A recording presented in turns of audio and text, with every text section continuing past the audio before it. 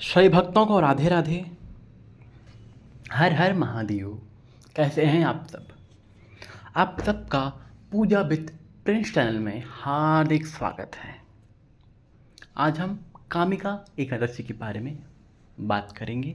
कब है, क्या करना चाहिए, क्या फल प्राप्त होता है और उसके पारण के बारे में आज हम विस्तृत जानकारी देंगे। तो मेरे साथ अंत तक इस वीडियो में बने रहिए। आपको कामिका एकादशी के बारे में संपूर्ण जानकारी मिलेगा। सबसे पहले श्रावण के महीने में पड़ने वाला यह कामिका एकादशी बहुत महत्वपूर्ण बन जाता है, क्योंकि ये श्रावण के महीने में पड़ता है, जिससे हरि और हर का मिलन होता है। और जहाँ हरि हर का मिलन होता है वहाँ तो कल्याण ही कल्याण होता है।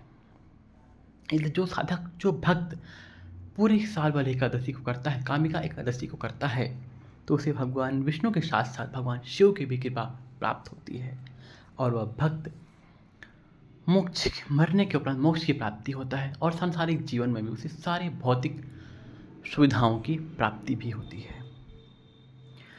इस एकादशी में भगवान विष्णु योग निद्रा में होते हैं, इसलिए इसे कामिका एकादशी कहा गया है।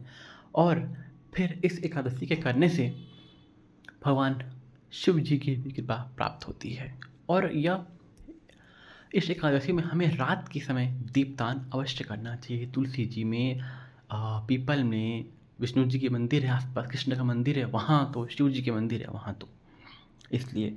और दिन में तो आपको पूजा करना ही है विष्णु की और महादेव की, दोनों की, क्योंकि इस श्रावण में दोनों का, हरि और हर दोनों का मिलन होगा। इसलिए ये और उत्तम और सर्वोत्तम बन गया है। इस दिन आप तुलसी माँ को जल अर्पित ना करें, तुलसी के समक्ष दीपक अर्पित करें, दीपक जलाएं, माता की पूजा करें, तुलसी की परिक्रमा करें, विष्णु भगवान को भोग लगा। इस दिन आप तुलसी का पत्ता तोड़िए, लेकिन सुबह ब्रह्म मुहूर्त में ही तोड़ लीजिए, उसके पश्चात नहीं तोड़ना चाहिए, क्योंकि द्वादशी युक्त हो जाता है। क्योंकि द्वादशी में तुलसी नहीं तोड़ी जाती। आप एकादशी के दिन तुलसी तोड़ सकते हो, लेकिन आप इस चीज़ का आपको ध्यान रखना है कि कहीं द्वादशी तो नहीं लग गया। अगर ऐसा होता है तो आप पाप की भागीदारी बन सकते हो। इसलिए अगर आपने एकादशी के पहले तुलसी नहीं तोड़ी है तो आप एकादशी को तुलसी तोड़िए, लेकिन जल्दी उठकर तोड़ लीजिए, स्नान कर कर। उसके बाद भगवान श्री हरि विष्णु को, कृष्ण कन्हैया को भोग लगाइए, महादेव को भोग लगाइए और बड़े प्रेम भाव से पूजन और अर्चना कीजिए।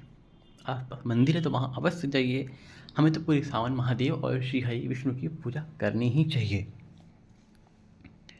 इस तरह से आप पूजन करोगे तो आपको कामिका एकादशी का संपूर्ण फल प्राप्त होगा। और इसका पारण कब है?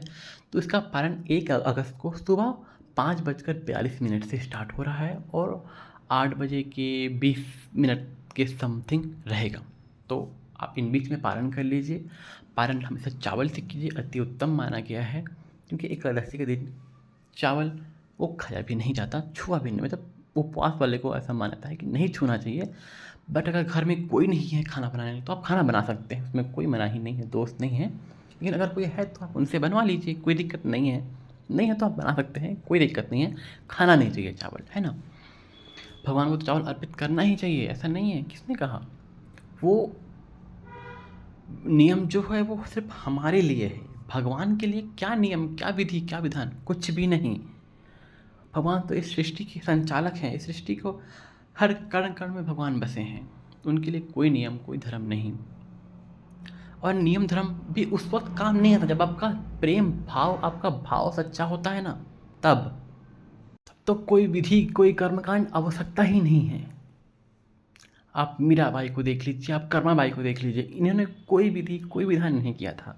सिर्फ भगवान को सच्चे हृदय से पुकारा था और भगवान ने उन्हें सच्चे हृदय से उनका दर्शन देने आए थे। तो आप भी भगवान को सच्चे हृदय से पुकारिए, इसके पश्चात कोई विधान शेष नहीं रह जाता। भगवान आपको दर्शन अवश्य देंगे। मैं आशा करता हूँ आप सबको ये जानकारी, ये वीडियो अच्छी लगी। अगर जानकारी, वीडियो आपको अच्छी लगी तो प्लीज़ इसे लाइक करें, शेयर करें, सब्सक्राइब करें और ज़्यादा से ज़्यादा लोगों को शेयर कीजिए, ताकि वो भी कामिका एकादशी के रहस्य को, महत्व को जान सके। भगवान नारायण आपकी हर मनोकामना पूर्ण करें। तब तक के लिए सभी भक्तों को राधे राधे।